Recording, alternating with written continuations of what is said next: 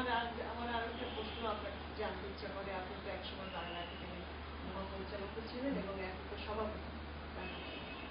Bangla academy মনে হয় যেন বইমেলাটার ব্যাপারে বেশি উৎসাহী, বইমেলাটাই নিয়েই যেন তারা সারা বছর কাজ করে। এটাই তো মনে হয় তাদের তো অন্যান্য কাজও করা উচিত। হ্যাঁ, বইমেলাতে বাংলা একাডেমি অবশ্যই উৎসাহী, তবে বাংলা একাডেমির যে কাজগুলো আবশ্যিকভাবে করা দরকার, গবেষণামূলক কাজ এবং অনুবাদের কাজ এবং উন্নত মানের পাঠ্যপুস্তকের কাজ, এটা বন্ধ হয়ে নেই, কিন্তু এর মধ্যে গতিবেগ সঞ্চালিত হয়নি।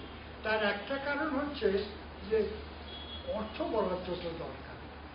বাংলা একাডেমি সেই দিক থেকে লক্ষ্য করলে ঠিক প্রয়োজনীয় অর্থ বরাদ্দ সরকারের কাছ থেকে পাচ্ছে না।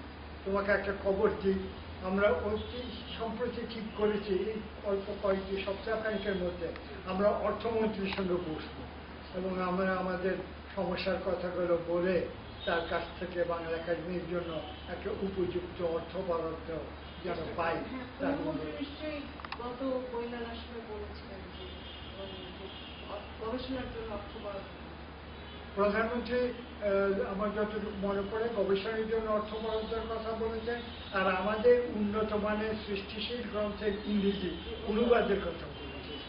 আমরা এই দুটোই বাংলা একাডেমি থেকে করবার চেষ্টা। আমার আরেকটা জিনিস জানতে ইচ্ছা করে যে আপনি কি একজন মহাপরিচালক ছিলেন বাংলা একাডেমির সংস্কৃতি মন্ত্রণালয়ের সচিব ছিলেন, আপনি শিক্ষা মন্ত্রণালয়ের সচিব ছিলেন, শিক্ষা মন্ত্রণালয়ের সচিব ছিলেন। তো আপনি যখন বাংলা একাডেমিতে মহাপরিচালক ছিলেন তখন বাংলা একাডেমি কি আজকের মতো এতখানি নিয়ন্ত্রিত ছিল মন্ত্রণালয় দ্বারা? এখন তো ধরেন একটা গবেষণার বই প্রকাশের অনুমতির জন্য নাকি মন্ত্রণালয়। তুমি খুব একটা সঙ্গত প্রশ্ন তুলেছ। বাংলা একাডেমি তখন সরকারি নিয়ম নীতির আওতায় থাকলেও একটা স্বাধীনতা ছিল। তারা নিজেদের ইচ্ছে মতো কিছু প্রকল্প তৈরি করতে পারত এবং আর্থিক সাহায্য সরকারের তাদের যতটুকু দিতে পারেন মোটামুটি আমরা পেয়েছি একসময়। কিন্তু এখন সরকারি নিয়ন্ত্রণ অনেক বেড়ে গেছে, যেইটা বাংলা একাডেমির মতো একটি স্বায়ত্তশাসিত প্রতিষ্ঠানের জন্য আকাঙ্ক্ষিত নয়। এ বিষয়ে আমরা ঠিক এখনই কাজে লেগে আছি বাংলা একাডেমি অ্যাক্টটাকে পরিমার্জিত করার জন্য, এবং আমাদের কাজ অনেকখানি শেষ হয়ে এসছে। আমরা বাংলা একাডেমির যারা প্রাক্তন পরিচালক ছিলেন, যাদের প্রশাসনিক অভিজ্ঞতা আছে এইরকম দু একজন, যেমন মঞ্জুরে বলা, এদেরকে আমরা আমাদের এই অ্যাক্টের পরিমার্জনার কাজে পেয়েছি এবং আমরা সপ্তাহখানিকের মধ্যেই আমরা আমাদের পরিমার্জিত বাংলা অ্যাক্টে সরকারের কাছে দেব। আমাদের খুবই আশা যে সরকার তাতে খুব বেশি কাজ করবেন না। সেটাই আমাদের কাছে অবাক লাগে যে বাংলা একাডেমি থেকে যে বই বের হবে, গবেষণার কাজ হবে, সেটার জন্য মন্ত্রণালয় থেকে অনুমতি নিতে হবে কেন? খুব বেশি নিয়ন্ত্রণ কার্যনির্বাহী পরিষদই অনুমতি। তাই কারণ বাংলা একাডেমি তো একটা স্বায়ত্তশাসিত প্রতিষ্ঠান এবং সেই জন্য আমরা এখন যে দুজন একটা অনুমোদনের জন্য সরকারকে পাঠাচ্ছি তাতে আমরা এইসব জিনিসগুলোর উপর খেয়াল রাখছি। রাজনীতির দিকে আমি বামপন্থী বা সাম্যবাদী আদর্শের প্রতি আকৃষ্ট হই। তার একটা বড় কারণ তাও কিন্তু সাহিত্যের মধ্যে দিয়ে ম্যাক্সিম গর্কির মাদার পড়ে ভীষণভাবে উজ্জীবিত হই এবং তারপরে দ্বিতীয় বিশ্বযুদ্ধের সময়ে নাৎসিদের বিরুদ্ধে এই সমাজতান্ত্রিক শক্তি যেভাবে লড়াই করেছিল তার মধ্যে দিয়ে এই সমাজতান্ত্রিক শক্তি রাশিয়ার প্রতি বিশেষ অনুরাগী হয়ে উঠি। কিন্তু পরবর্তী সময়ে তাদের স্খলন দেখে খুবই মন খারাপ হয়। তো আপনি তো দ্বিতীয় বিশ্বযুদ্ধ দেখেছেন, হ্যাঁ, তারপরে ভারত ভাগও দেখেছেন, বাংলা ভাগও দেখেছেন, তারপরে আপনি দাঙ্গাও দেখেছেন। তো ওই সময়টার কোনো স্মৃতি আপনাকে আজও নাড়া দেয়? দাঙ্গার স্মৃতি খুবই নাড়া দেয়। তখনও পাকিস্তান হয়নি, সেই সময় তো দাঙ্গা হতো 40-এর দশকের শেষ দিকে।